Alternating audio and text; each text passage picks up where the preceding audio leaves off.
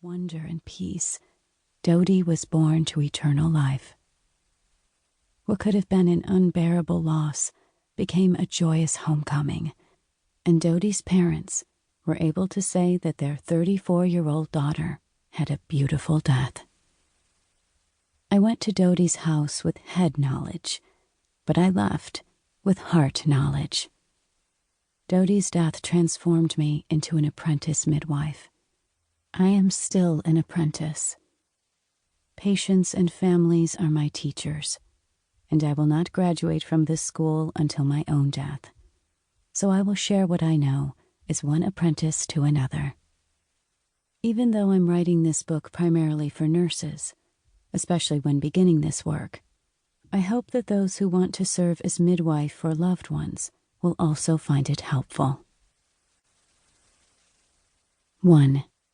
Hospice care. The dignity of the dying. I felt called to hospice work quite some time before I stopped whispering, "Wrong number." Because of my hospital nursing experience, the thought of death conjured images of a slow, agonizing process involving a helpless patient and a hopeless staff. It involved inflicting pain on already pain-racked bodies. I'm still haunted by memories of tying patients down to keep them from pulling out tubes, repeatedly sticking IVs into worn-out arms, and assisting with heroic resuscitative measures that we called the $1 million send-off.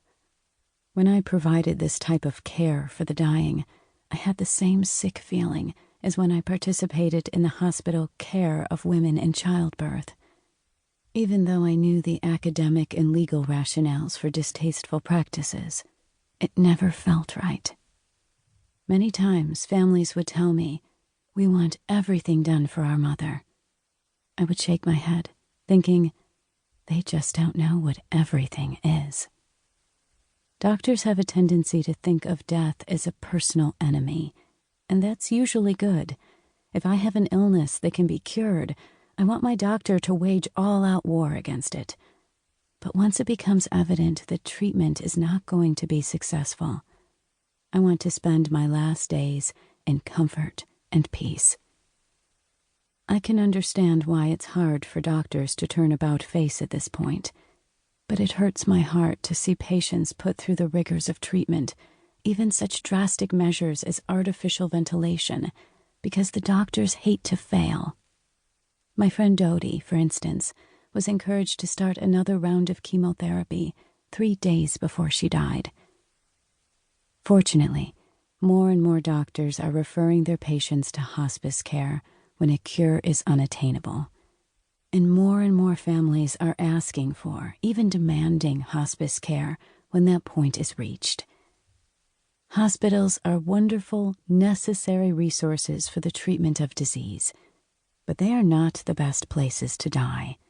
Even if there are no painful treatments, the routine alone robs patients of control and peace. The focus is not directed to the comfort of the patient. It's directed to the convenience of the staff and the overall efficiency of the operation. Vital signs are taken every 4 hours. Baths are given every morning. Meals are served at predetermined times, and the patient has no control over this routine. Staff members come into the room throughout the day and night, carrying out a variety of tasks at their convenience. There's often some limit on visitors, and patients usually hurt, because doctors and nurses have been taught that pain cannot be eradicated, just made a little easier to bear. In contrast, hospice care is focused on the control of symptoms instead of the cure of disease. Pain is unacceptable, not a necessary evil, and pain medicine is given in pain-free ways. The patient is consulted and included when decisions are made regarding a care plan, and the family helps provide that care. Our tools are primarily our hearts and hands instead of high-tech equipment. Death is neither hastened nor prolonged. Hospice care is loving support for patients who are living their last days and for their families. This support is physical, psychological, and spiritual. The hospice team consists of nurses.